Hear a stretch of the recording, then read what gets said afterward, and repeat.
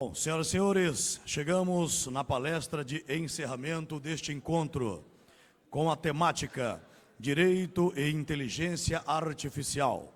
Para presidir esta mesa, convidamos o conselheiro do Tribunal de Contas do TCE do Ceará, presidente eleito também, Holden Botelho de Queiroz. E como palestrante, convidamos o professor doutor Hugo de Brito Machado II.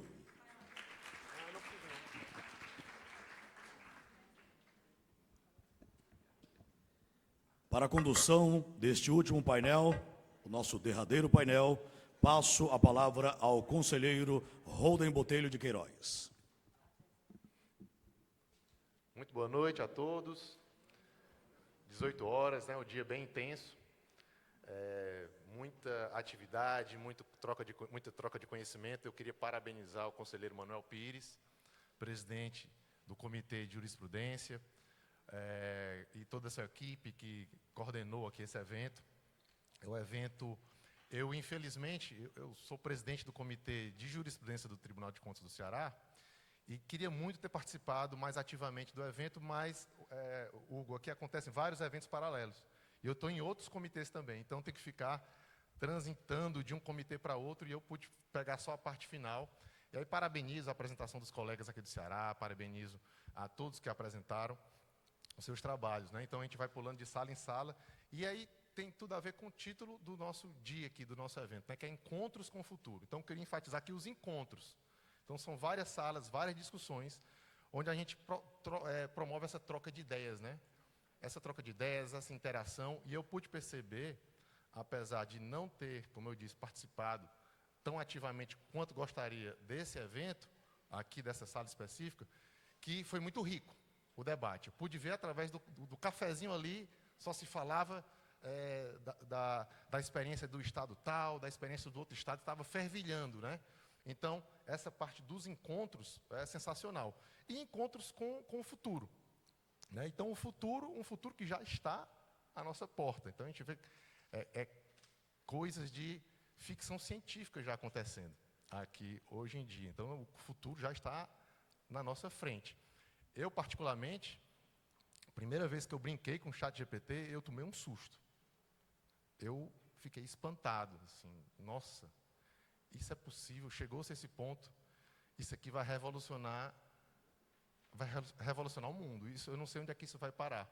Tive aquele assombro, né, inicial. E olha que eu já passei por várias pequenas revoluções, né? Assim, já tenho uma certa idade, então já passei por aquele telefonezinho discado, né?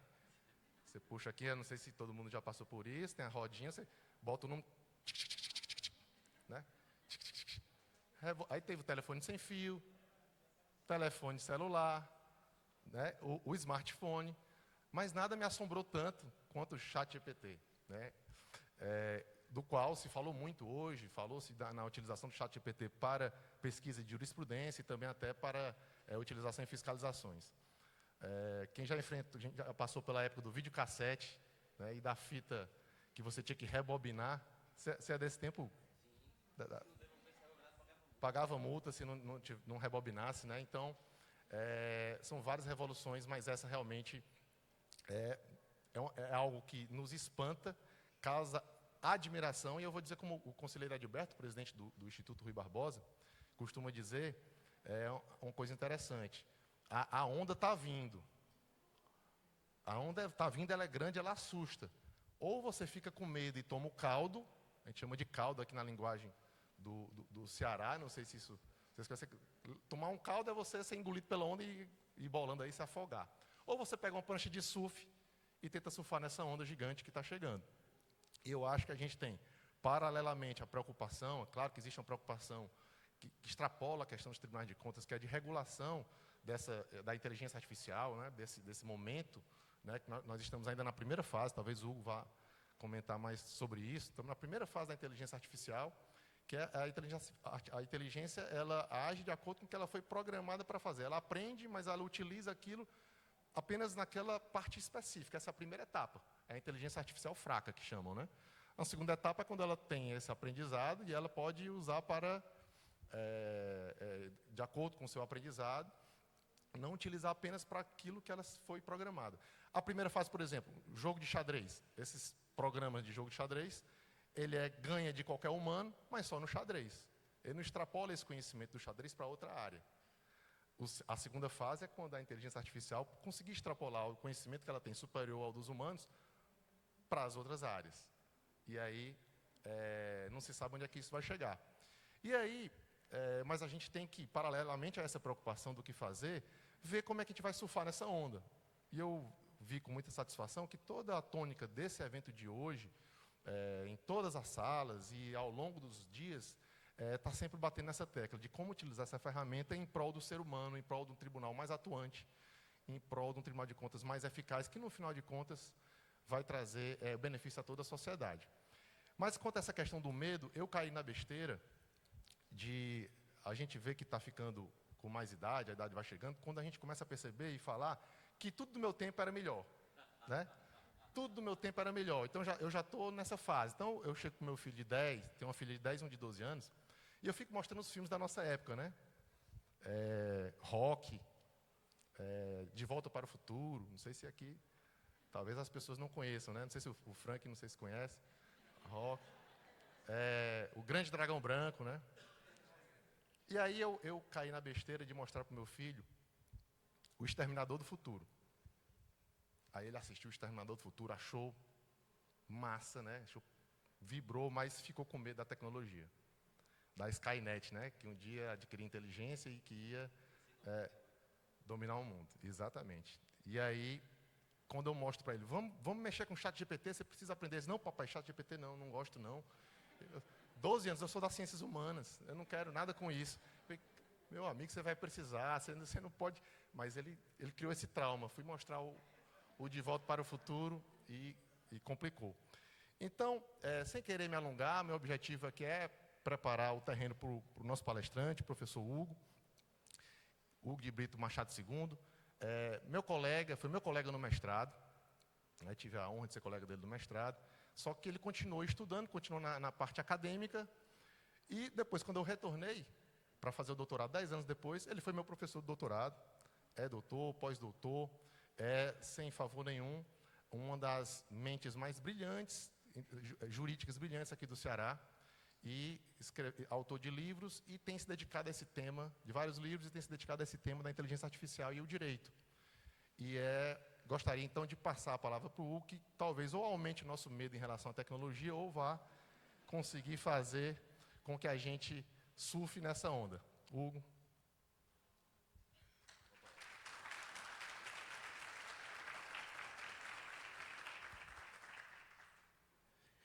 Muito boa noite a todos. Meu amigo conselheiro Holden Botelho, muito obrigado pela gentil e generosa apresentação.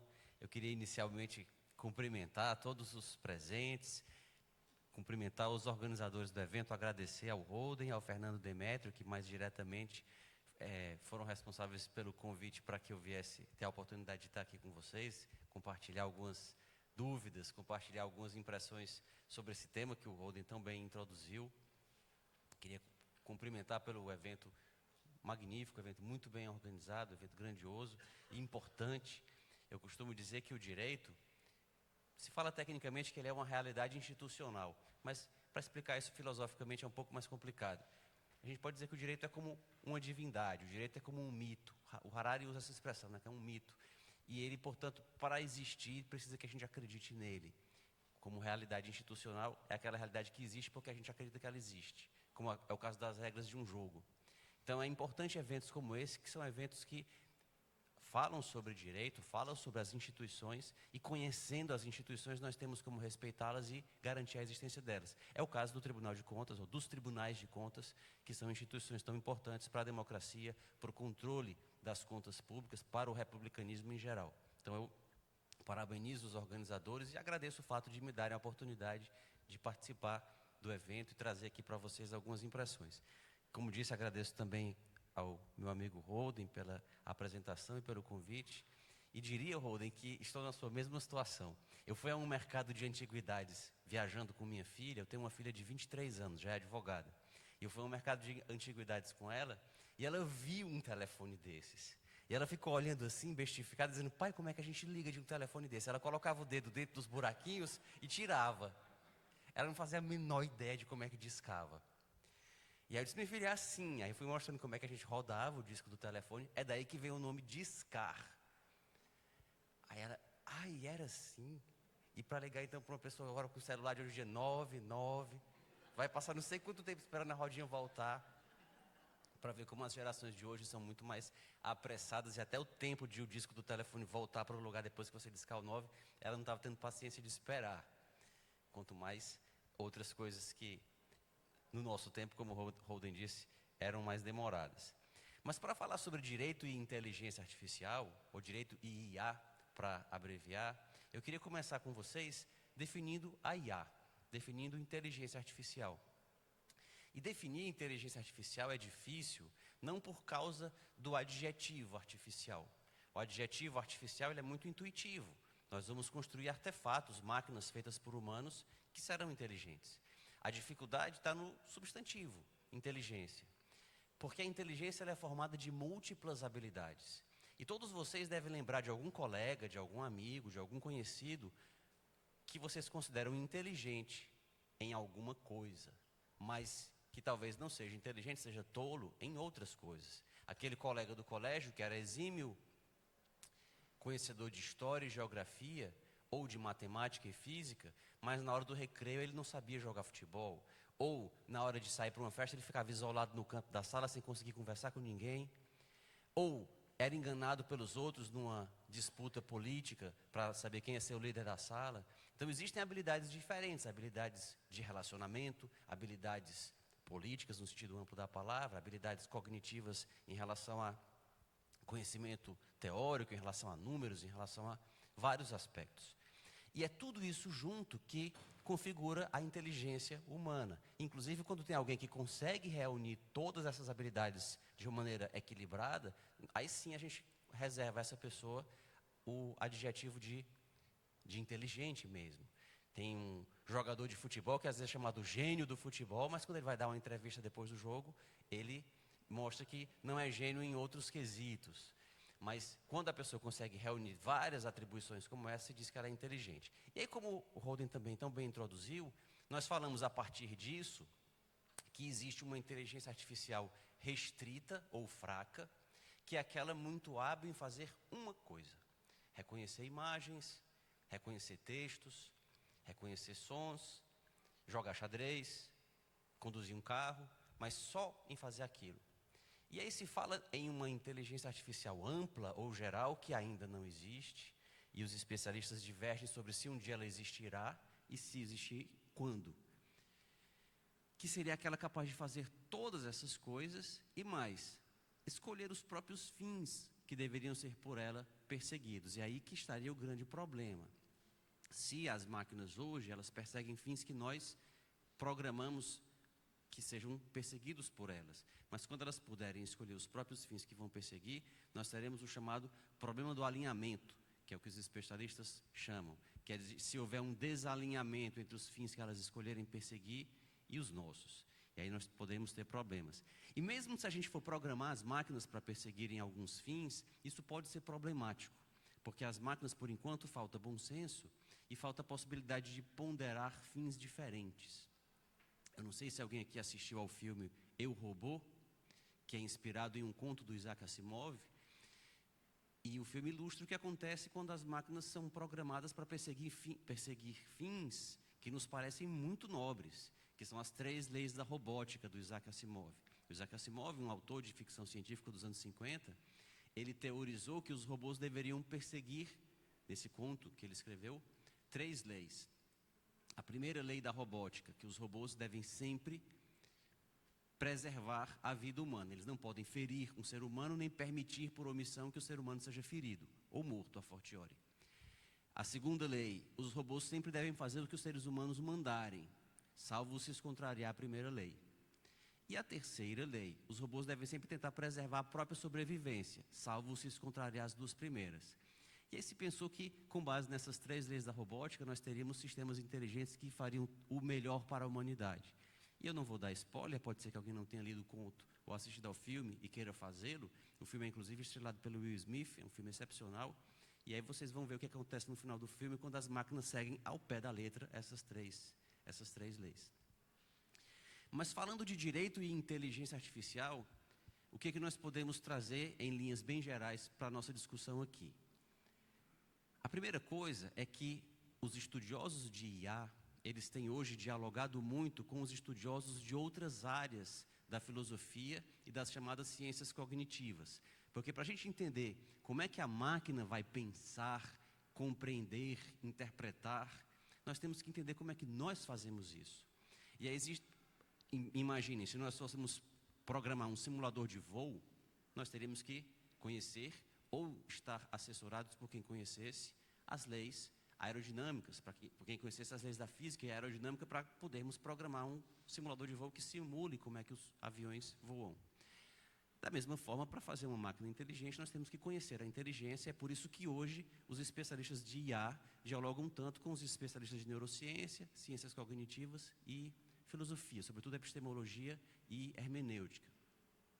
E esse diálogo tem revelado muito sobre os próprios humanos, como é que nós fazemos muitas coisas. Se a gente for falar, portanto, de relação entre o direito e a inteligência artificial, a gente pode falar de vários aspectos que podem ser divididos, esse assunto pode ser dividido em vários desdobramentos, mas em linhas bem gerais nós podemos falar, em primeiro lugar, de como o direito vai regular o funcionamento dessas máquinas, é uma abordagem possível, e outra abordagem possível é como as máquinas serão utilizadas pelas autoridades que estão encarregadas de aplicar o direito. Parecem coisas parecidas, mas a rigor são coisas diferentes. Uma coisa é nós elaborarmos normas que vão disciplinar o uso de máquinas. Outra coisa é nós usarmos as máquinas para aplicar as normas, que inclusive podem tratar de outros assuntos. Então, uma questão de família, uma questão previdenciária, uma questão tributária, vai ser julgada por um tribunal e se usam máquinas para fazer isso. E aí, pegando as palavras do Holden, ele disse que a ficção científica já chegou, não foi? E nós temos, só a título exemplificativo, no âmbito da Secretaria da Receita Federal, desde 2016, sistemas inteligentes de reconhecimento facial que identificam passageiros que chegam de voos internacionais. Então vejam, desde 2016, já faz bastante tempo, que quando alguém chega de um voo internacional, passa pelo corredor dos passageiros que desembarcam, pelo nada a declarar, e existem câmeras no teto do corredor que identificam os passageiros. E um dia desses eu voltava de uma viagem, Holden, e vinha um passageiro de máscara. E ele era estrangeiro, ele não falava português. E o fiscal da alfândega começou a gritar com ele: tira essa máscara, tira essa máscara. E ele ficou assim desentendido, sem saber o que era para fazer. E o fiscal dizendo: tira a máscara, tira a máscara. Aí alguma alma caridosa traduziu para ele o que era para ele fazer. E aí ele finalmente tirou a máscara e o sistema pôde reconhecer quem estava passando ali. A Receita Federal usa as fotos do passaporte para identificar, o banco de dados da Polícia Federal, que tem as fotos do passaporte, para identificar os passageiros. E ela sabe o nome, sabe a identidade completa daquele passageiro.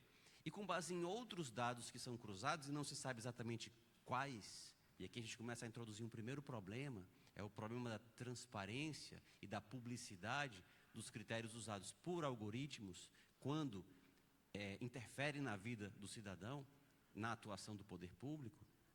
Então se cruzam dados como o peso das malas despachadas no embarque, quando se saiu do país, e a quantidade, o peso e a quantidade das malas embarcadas no retorno, para saber se as malas que voltam mais pesadas do que as que foram, o tanto de dias que a pessoa passou fora e vários outros gastos e várias outras informações de Big Data que não são reveladas, nem quais, nem como elas são cruzadas.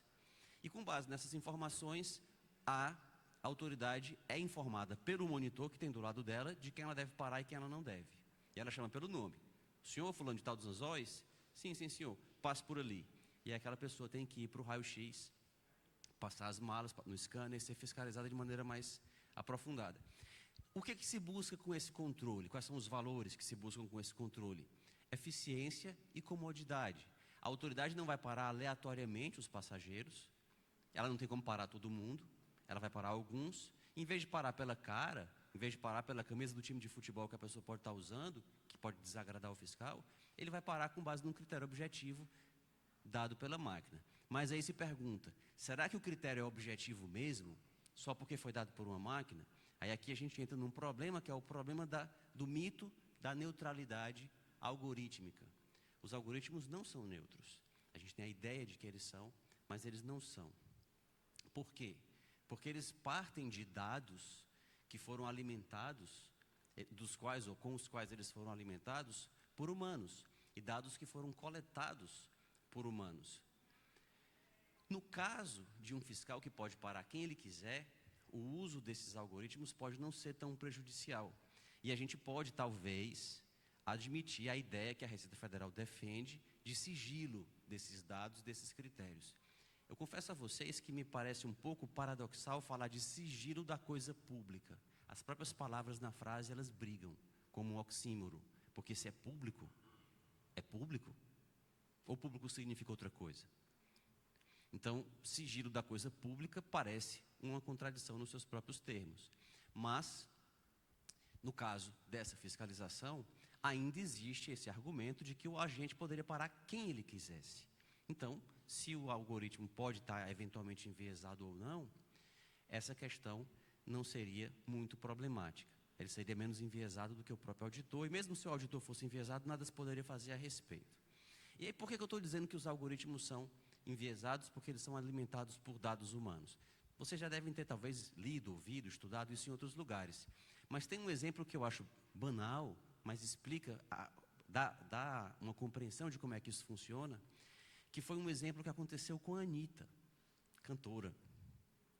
A Anitta fazia uma pesquisa no Google e ela pesquisou o que era patroa. Não sei se ela queria usar em alguma música. Ela queria saber o que era patroa. E o que apareceu? A mulher do patrão.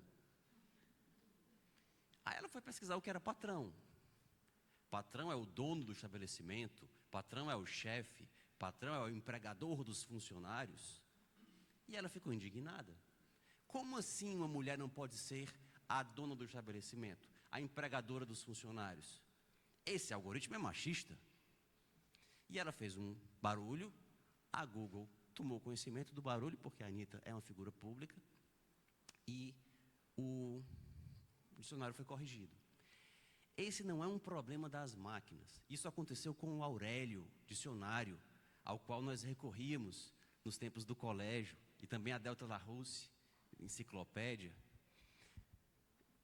O Aurélio também sofreu esse problema. Lá nos anos 90, foi feito todo um movimento contra o Aurélio por conta de palavras preconceituosas que ele usava. Algumas palavras eram definidas de maneira preconceituosa. E a defesa que os autores do dicionário usaram foi: o preconceituoso não é o dicionário, não. O dicionário não é um legislador que diz como as palavras têm que ser usadas. O dicionário é um repórter, ele fala como usam. Preconceituoso é a sociedade que usa as palavras assim. A gente está só dizendo. Mas no caso dos algoritmos que são usados para aplicar normas, eles vão de algum modo perpetuar esses preconceitos se eles aplicarem as normas usando isso como critério. Eu só usei esse exemplo da Anitta, não estou querendo dizer que o algoritmo da Receita Federal seja racista ou machista, mas os vieses presentes nos dados coletados e que são informados, eles eventualmente podem enviesar o sistema. E a solução que se diz que deve ser usada para isso é exatamente a publicidade, que, como eu disse, no caso da Receita Federal não há. Então é por isso que essa publicidade é importante. Há um outro departamento em que a Receita Federal também já usa sistemas inteligentes há algum tempo e que levanta problemas maiores, que é o campo da transação tributária. A Receita Federal e a Procuradoria da Fazenda Nacional, mais especificamente a Procuradoria da Fazenda Nacional, desde 2018, 2019, no governo Bolsonaro, foi editada uma lei regulando a transação, que é o acordo que pode ser feito entre o fisco e o contribuinte devedor de tributos. E a transação, basicamente, ela é feita com contribuintes com dívidas consideradas irrecuperáveis. É meio que um refis personalizado, um refis sob medida. quando se dá um parcelamento desses muito generosos para os contribuintes em geral, se entende que esse parcelamento ele é injusto, porque ele inclui contribuintes que precisam e contribuintes que não precisam. Então, imagine no tempo da pandemia. No tempo da pandemia, do confinamento, nós tivemos setores que sofreram muito, como o setor de eventos. Imaginem um evento como esse na pandemia, ele não existia, não acontecia. O setor de transportes públicos também, restaurantes, salvo os que pudessem fazer entregas. Mas, por outro lado, outros setores, como farmácia e supermercado, faturaram até mais do que faturavam antes. Então, como dar um parcelamento para todos, assim, de mão beijada? E aí se pensou nessa ideia de transação, que seria um acordo para dispensar multas, dispensar juros, dar parcelas mais folgadas para os contribuintes que a Receita Federal considerasse que não tinha como eles pagarem a dívida, as dívidas irrecuperáveis. Aqueles que tinham dívidas recuperáveis, o chamado filé mignon da dívida pública, seriam executados, teriam os bens penhorados, as contas bancárias bloqueadas. Mas aqueles que não tivessem nem conta bancária, não tivessem bens em seu nome, não tivessem coisa nenhuma, a execução, se for movida, vai cair no vazio, e é um algoritmo que explica para o procurador quais execuções ele deve propor e quais não deve, quais contribuintes têm o que pagar, como pagar e quais não têm. Então se faz o chamado rating da dívida, se classificam os contribuintes de acordo com as qualidades das suas dívidas, e aí o procurador é informado, com esse você pode fazer acordo, com esse não pode. E aí nós começamos já a ter interferência bem maior na vida e no direito subjetivo do cidadão, e a própria autoridade que faz isso, ela não tem conhecimento do critério. Eu tenho uma orientanda de doutorado, que é procuradora da Fazenda, e ela diz, professor, aparece lá, não faça acordo com esse contribuinte na tela do meu computador. E eu sou louca de fazer? E depois quem é que vai responder? Eu? Vamos dizer, por que você fez o sistema disse para não fazer? Eu, claro que eu não vou fazer. E ela não faz, porque o sistema falou para não fazer. Aí você pode dizer, ela é escrava do sistema? Não, ela poderia fazer, mas ela assumiria uma responsabilidade muito maior. E se o sistema estiver errado? O contribuinte quer saber, e por que o meu rating é esse? Pode ser que esteja errado. Tanto pode ser que o critério seja um critério equivocado, como mesmo o critério certo pode ser que não se aplique a ele, está sendo aplicado de maneira equivocada. Ninguém sabe. Então esse é um dos vários problemas do uso da IA, sobretudo pelo poder público. Diz respeito à publicidade dos critérios, à publicidade dos dados que são usados nessas avaliações, porque ela é indispensável para que se possa fazer o chamado controle da legalidade. E aí nós entramos num problema sério, que é o problema do devido processo legal. O devido processo legal é um princípio praticamente milenar, que surgiu e evoluiu por tentativa e erro para controlar o poder público naquilo em que ele interfere na vida, na propriedade, na liberdade do cidadão, na elaboração de regras e na aplicação dessas regras. Então, existem diversos subprincípios que decorrem do devido processo legal, que pautam como as leis serão feitas, por que tem que ter um deputado e um senador que são eleitos, tem os vários partidos, as mesas, as comissões, e tem as iniciativas dos projetos de lei, e vai para uma casa, depois vai para outra, debate, faz discurso, para garantir o devido processo legal legislativo, para que a norma saia com a contenção do arbítrio na sua elaboração. E depois, por que uma autoridade tem que fundamentar o ato de aplicação da lei? Por que um juiz tem que fundamentar a sua decisão? Por que as partes têm a oportunidade de defesa, de recurso? Também para evitar o arbítrio na aplicação da norma. E quando a norma é aplicada por uma máquina, que nós não sabemos nem qual o critério que ela adota, será que o critério que ela adota está de acordo com a legislação ou não? Será que os fatos que ocorreram justificam aquela aplicação ou não? Se a gente está diante de uma caixa preta, não é possível fazer esse controle. Então é por isso que a publicidade ela é importante. Mas existem vários outros pontos que podem ser levantados a respeito do uso da IA relacionado com o direito. Nós podemos avançar um pouco mais e discutir, por exemplo, se nós estivermos falando de assessoramento de decisões. Falou-se aqui no ChatGPT, o Roden mencionou o ChatGPT, que foi discutido em outros painéis, não é? E eu queria fazer um parêntese breve para falar dele. O ChatGPT é realmente impressionante, eu também fiquei abismado quando usei a primeira vez. E, no entanto, nós temos que ter cuidado, porque isso, em parte, decorre de uma tendência natural de todos nós humanos a antropomorfização. Todos nós temos essa tendência, é natural, é íncito ao humano, a tendência de antropomorfizar as coisas ou os bichos. Quem nunca, ao sair de manhã e, por exemplo, tentar colocar o carro para funcionar, e quando o carro não pega, a pessoa insiste na ignição e o motor de ar fica lá fazendo um barulho, e o motor não aciona, e aí a pessoa diz, o meu carro não quer pegar, não está querendo pegar, vamos ficar apertando no acelerador, fica insistindo, dizendo, vamos, como se o carro tivesse vontade, como se ele quisesse ou deixasse de querer, como se ele tivesse com preguiça, como se alguma insistência pudesse convencê-lo. É algo que a gente faz até intuitivamente. Em vários outros cenários, nós fazemos isso com bichos, fazemos isso com plantas, fazemos isso com coisas. Então, quando o ChatGPT dá uma resposta que faz todo sentido, a gente se impressiona. Eu tenho um amigo que fez um pedido para o ChatGPT produzir um texto. O ChatGPT produziu um texto, ele quase chorou quando ele leu o texto. A gente costuma... Mas ele quase chorou. E às vezes, eu marquei uma vez de almoçar com ele, com outros amigos, e ele se atrasava, não estava chegando, a gente ligando para ele, ele não aparecia. Passou quase 1 hora, ele apareceu. A gente, rapaz, o que aconteceu? Por que ele não estava vindo para o almoço? Aí, não, estava usando o ChatGPT. E por que você finalmente não resolveu vir? Ele, não, eu só vim porque o ChatGPT me colocou de castigo.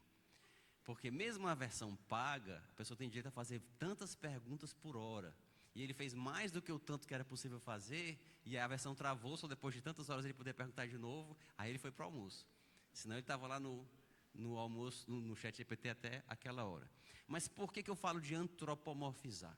Experimentem, eu fiz já esse experimento outras vezes, talvez quem tenha me ouvido falar há poucos dias tenha já visto isso. Mas experimentem pegar o celular de vocês, abrir o bloco de notas. E aí, coloquem para escrever uma mensagem qualquer. E escrevam olá. No meu eu escrevi aqui, olá. Aí vocês vão ver que aqui no meio vão aparecer 3 palavras. Experimentem apertar na do meio.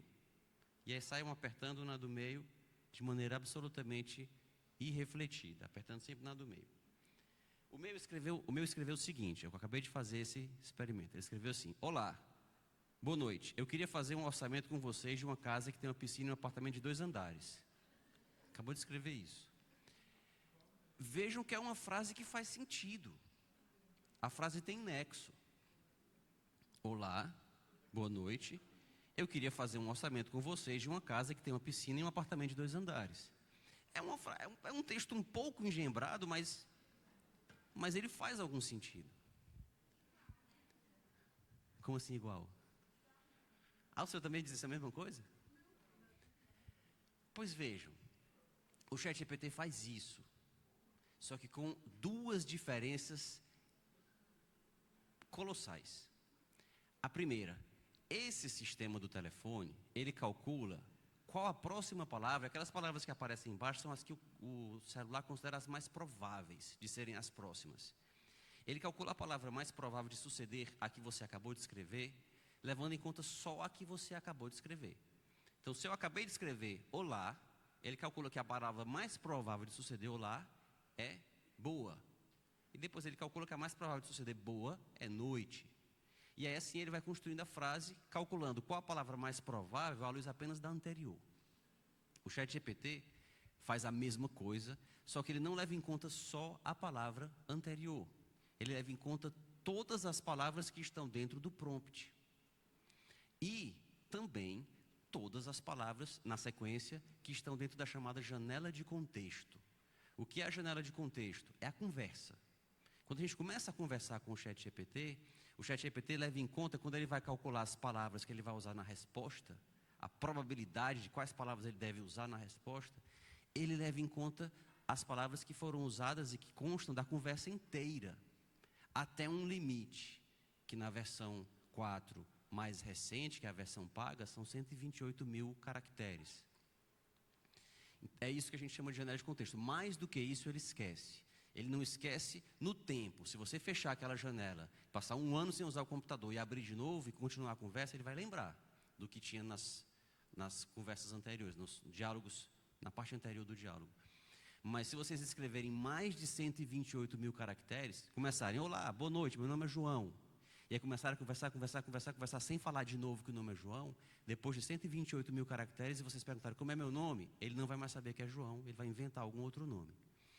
E aí entra a ideia de que é apenas um cálculo. Sim, essa é a primeira diferença. A probabilidade da próxima palavra é calculada à luz de todas as usadas no prompt e na conversa inteira. E isso dá uma margem de precisão nas respostas dele muito maior do que o texto que o celular acabou de fazer, que mesmo levando em conta só a última, já foi um texto que faz algum sentido.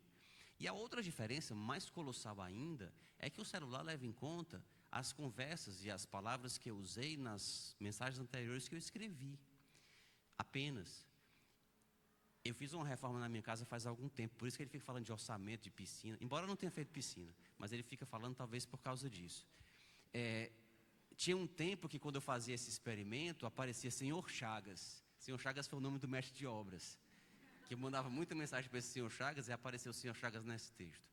No caso do ChatGPT, o que ele leva em conta são todos os textos produzidos pela humanidade em todos os idiomas, até 2021 na versão gratuita, até 2022 na versão paga.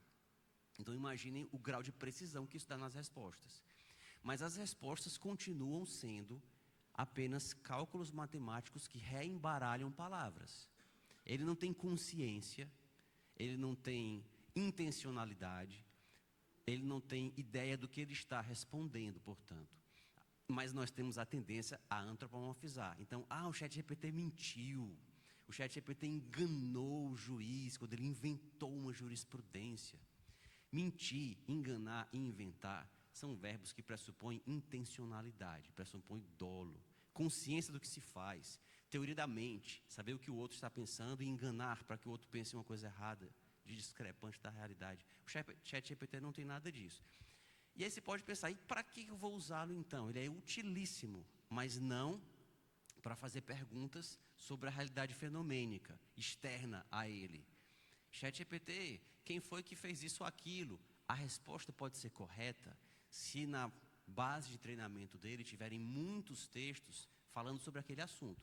A probabilidade de ele rearrumar as palavras na mesma ordem que elas estão nesses textos e dar uma resposta certa é muito alta. ChatGPT, qual o ano que terminou a Segunda Guerra Mundial? Existe uma infinidade de textos na internet, em todas as línguas, falando que foi em 45. Então, ele vai provavelmente responder certo, quando ele for rearrumar as palavras, embaralhando uma resposta. Mas se nós perguntarmos sobre um dispositivo de lei muito específico, se nós perguntarmos sobre algo que tem pouco conteúdo na internet, ele muito provavelmente vai reembaralhar as palavras, como dito, sempre ele faz isso de maneira estatística, e vai dar uma resposta que vai ser toda bonitinha, como foi a do meu celular, mas que vai ser mentirosa. Vai ser, como se diz no jargão, ele vai alucinar. E foi isso que aconteceu com aquele juiz, que saiu tudo quanto foi portal e tal. O juiz colocou logo a culpa no assessor, que deve ter colocado a culpa no estagiário.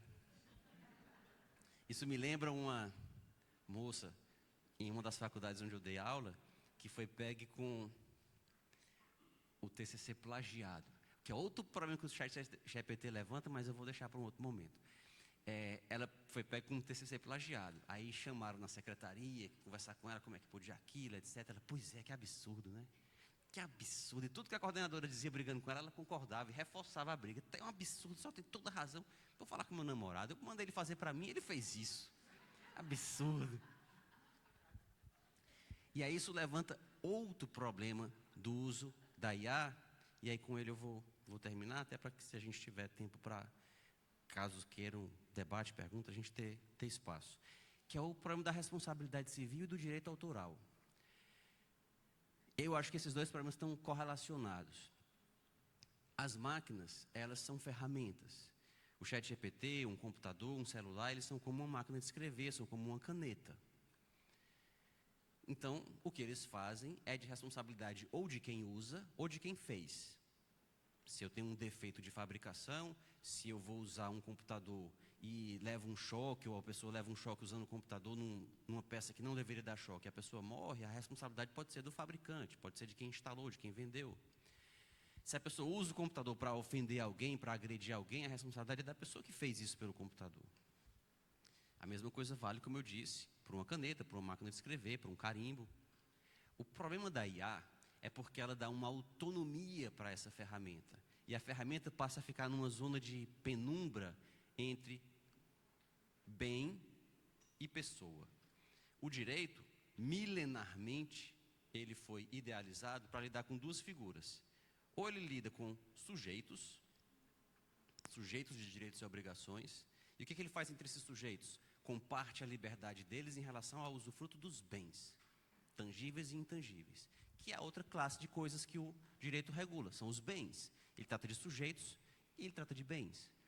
E a IA, a inteligência artificial, a IA fica assim meio cacofônico, parece aquelas músicas do meu IA, meu eu. A IA, ela é uma coisa, é um bem, mas que tem uma autonomia que a aproxima de um sujeito. E isso leva a problema em relação a, como disse, direito autoral e responsabilidade. E aí, trazendo o caso do direito autoral. Eu lembro que eu fiz uma vez, eu ia fazer uma palestra. Esse exemplo é bom porque ele toca tanto em direito autoral como em responsabilidade. Eu ia fazer uma palestra para um grupo de conselheiros do órgão de julgamento administrativo da Secretaria da Fazenda, aqui do Ceará, da Cefaz. Na verdade, a palestra não era para a Cefaz, era uma palestra sobre processo tributário, mas havia um grupo de julgadores da Cefaz na palestra. E a palestra ia tocar em um tema sensível, que é o seguinte: os julgadores da Cefaz, eles recebem uma gratificação pelos autos de infração que são pagos. Então, aquele julgador que vai julgar se o auto de infração é legal ou não, um fiscal multou uma empresa que estava sonegando ICMS. A empresa fala que não estava devendo ICMS nenhum e se defende. A autoridade que julga essa defesa, se o auto for pago, vai refletir no contra-cheque dela, a gratificação. Além da gratificação que ela recebe, essa gratificação por auto pago, todo auditor recebe. Mas ele recebe essa e recebe também a gratificação pelo fato de estar funcionando no contencioso. E aí, eu ia falar sobre isso e eu pedi para o ChatGPT construir uma metáfora a respeito disso. E ele fez uma metáfora dizendo que existia uma floresta, que nessa floresta existiam árvores que davam frutos, existiam os coletores dos frutos poderiam saber quais árvores eles iam tirar os frutos, quais árvores não iam tirar os frutos, e que eles ficavam com uma parte desses frutos e que isso fazia com que eles tirassem mais frutos do que as árvores poderiam dar. Isso começou a prejudicar as árvores. E ele fez uma metáfora muito bem feita sobre parcialidade e gratificação pelo resultado do julgamento. E aí eu li a metáfora que ele fez na palestra e disse: olha, mas foi o ChatGPT, viu? Não sou eu que estou dizendo, não. É o ChatGPT que está falando isso. Mas aí se coloca a pergunta: será que foi mesmo ele que disse, se isso eventualmente fosse considerado ofensivo por algum auditor? E mais, eu posso colocar a metáfora no meu livro e dizer que fui eu que escrevi? Parece-me que, nesse caso, a gente tem um problema que o direito vai ter que enfrentar, de autoria, e quanto essas ferramentas, quanto mais o usuário as explora e usa melhor, elas dão resultados melhores. Então, eu acho que pode sim dizer-se que foi o autor, o usuário, que é o dono, e do ponto de vista jurídico formal é ele sim, o contrato que ele faz quando aceita usar a plataforma dá a ele o direito de propriedade intelectual sobre os textos que ela fez. E a mesma coisa sobre a responsabilidade civil. Se o ChatGPT fizer um texto agredindo alguém e eu publicar, quem está agredindo sou eu. Mas são problemas que vão ser colocados ainda para o futuro. O que eu gostaria só de encerrar: existem uma infinidade de assuntos que podem ser tratados a respeito disso, em relação a fake news, em relação à democracia, em relação ao controle do poder, em relação a várias coisas. Mas para não ficar na história de ficar com medo, de ficar empolgado, surfar na onda ou se afogar, eu diria a vocês que o ChatGPT, que é o que de mais avançado a gente tem, ele pode ser, dependendo de como se use, ele pode ser muito bom ao fornecer respostas. Mas ainda ele não é bom em fazer, ou ele não consegue fazer perguntas. As perguntas somos nós que temos que fazer para ele, para que ele possa nos oferecer boas respostas. E no caso, a humanidade, se a gente for pegar um livro de filosofia, de história da filosofia, nós vamos encontrar referências a filósofos que escreveram há mais de 2000 anos. Filósofos que escreveram sobre temas e deram a esses temas respostas que hoje nos parecem banais. De que é feito o mundo? O mundo é feito de água, de terra, de fogo, de ar. Essas respostas parecem banais, mas ainda assim a gente fala desses filósofos até hoje. Por quê? Porque eles fizeram as perguntas que eles podem não ter sabido responder bem na época, mas que até hoje nós estamos tentando responder. São elas que nos movem, são elas que nos movimentam. E são elas que o ChatGPT não faz. São elas que fazem com que ele se movimente e nos dê boas respostas. Então, exploremos isso, exploremos a nossa capacidade humana, e até hoje é indistinguível dos humanos, de fazer críticas e de fazer perguntas. Muito obrigado.